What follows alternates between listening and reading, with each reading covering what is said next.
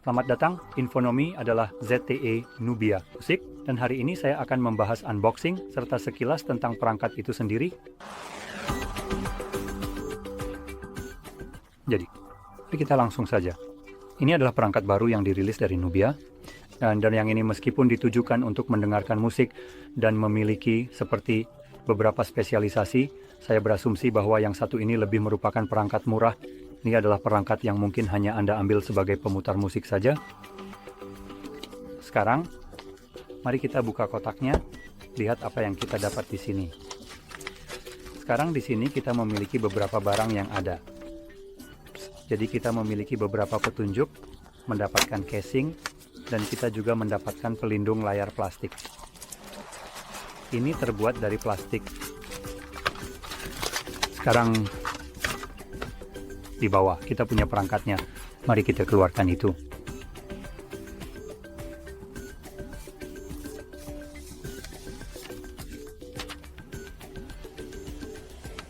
Jadi bagian belakangnya terbuat dari kaca. Itu sebenarnya mengejutkan.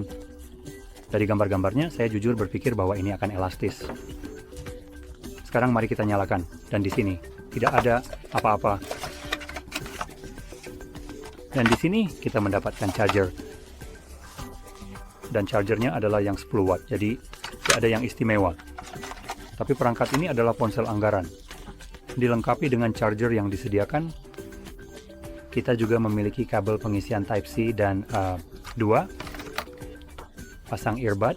Jadi ini terlihat terlalu bagus. Ya, jadi saya mungkin akan merekomendasikan untuk menggunakan beberapa earbud milik Anda sendiri. Jelas, dan kemungkinan besar jika Anda membeli perangkat seperti itu, Anda sudah memiliki sepasang earbud favorit yang akan Anda gunakan. Salah satu hal yang ditawarkan perangkat ini dalam hal mendengarkan musik adalah kenyataan bahwa ia sebenarnya memiliki jack headphone atau dua sebenarnya.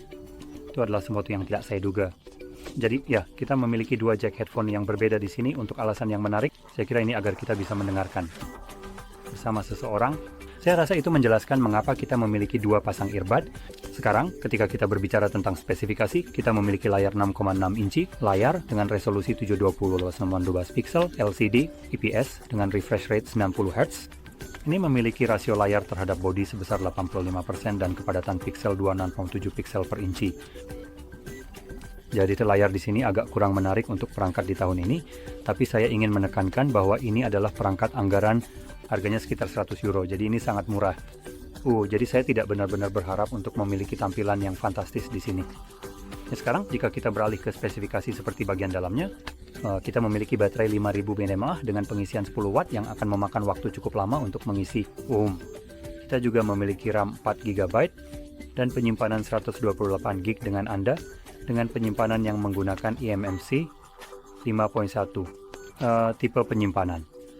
Ini juga mendukung kartu micro SD untuk memperluas penyimpanan dan ditenagai oleh Unisex UHSC WAM 9883A yang merupakan, mari kita lihat apakah saya bisa dengan cepat mendapatkan informasi tentang apakah ini sesuatu seperti, saya tidak tahu nama spesifik untuk itu yang lebih dikenal di kalangan tertentu. Setidaknya saya tidak bisa menemukannya dengan cepat. Jadi ya, tapi cukup yakin ini bukan prosesor yang sangat kuat juga. Ya, saya tidak sepenuhnya yakin, tapi perangkat ini adalah perangkat anggaran, jadi saya tidak berharap ini menjadi luar biasa. Sekarang, jika kita beralih ke kamera, jadi kita memiliki apa yang terlihat seperti pengaturan kamera ganda. Sensor utama adalah 50 megapiksel f1.9, sensor percur putih.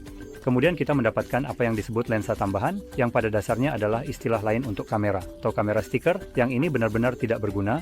Dan kemudian di bagian depan kita memiliki kamera 5 megapiksel f2.4, sensor aperture lebar, dan dengan kamera belakang, Anda bisa merekam video di serbutul 80p hingga 30 frame, dan dengan kamera selfie 720p di 30 frame. Jadi itu dia. Itu pada dasarnya semua informasi yang ada tentang perangkat ini. Jelas. Ini juga memiliki speaker raksasa di bagian belakang ini untuk mendengarkan musik. Saya tidak yakin apakah saya akan pernah memanfaatkannya. Tunggu. Sebentar. Saya akan pergi ke pengaturan dan kita bisa mencobanya dan melihat bagaimana suaranya. Ini dirancang untuk mendengarkan musik, jadi saya harap suaranya bagus. Baik.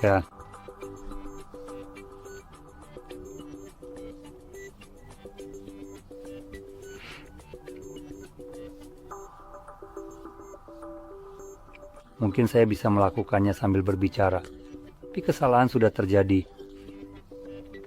Jadi sementara sebenarnya tidak mencari apa-apa. Mari kita bahas hal-hal lain yang sebenarnya tidak saya bicarakan. Jadi, di sisi kanan, kita punya penanda volume bersama dengan tombol daya kita yang diberi kode warna.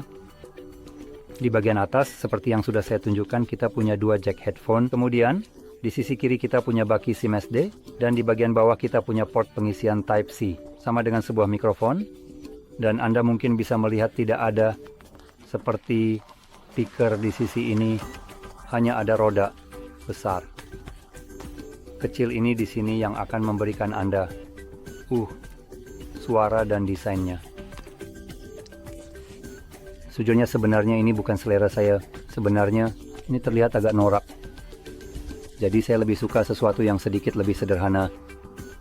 Anda tidak perlu terlihat seperti tanda berhenti saat menggunakan ini dengan produk ini. Juga seharusnya tidak perlu saya lakukan adalah menunggu 30 menit bisa terhubung ke Google. Oh, dan sebenarnya sebagai tambahan kita juga punya casingnya. Jadi masangnya, iya bro, itu dia.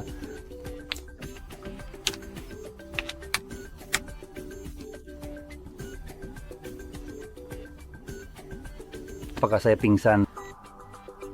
Oh Tuhan, akhirnya setelah sekian lama menunggu dengan penuh harapan, itu dia. Kami telah menantikan momen ini dengan sabar, dan sekarang perasaan lega dan syukur memenuhi hati kami. Ini adalah saat yang...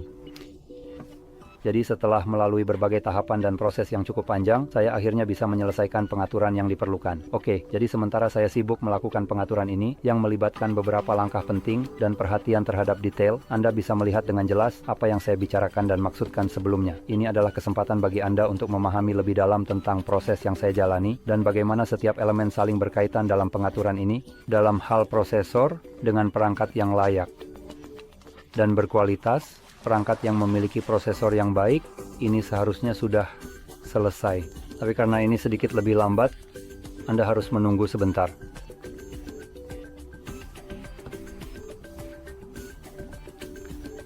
Jadi, semua aksi yang bisa Anda lihat, ini agak lambat dalam hal tidak bisa melewatinya, animasinya. Ini mendukung refresh rate 90 Hz, tapi jika memang begitu, maka prosesor ini tidak cukup cepat untuk memanfaatkan 90 Hz. Seperti yang Anda lihat, ini sedang menggulir ke bawah. Dalam beberapa kasus ini terlihat tidak bagus. Ayo.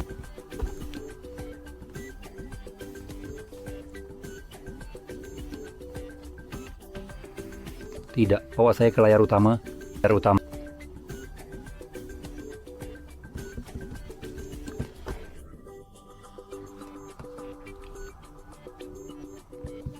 Saya tidak mau pasang aplikasi. Batalkan.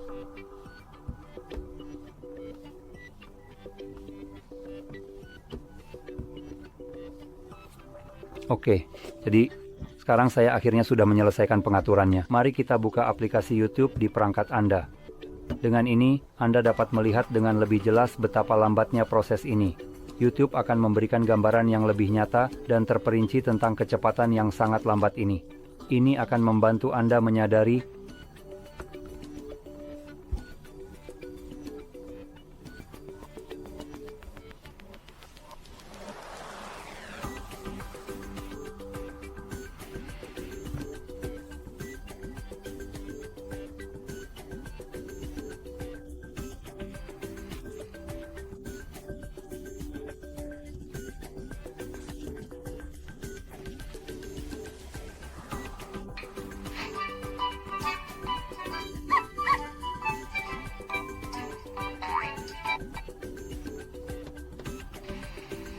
akhirnya, itu dia.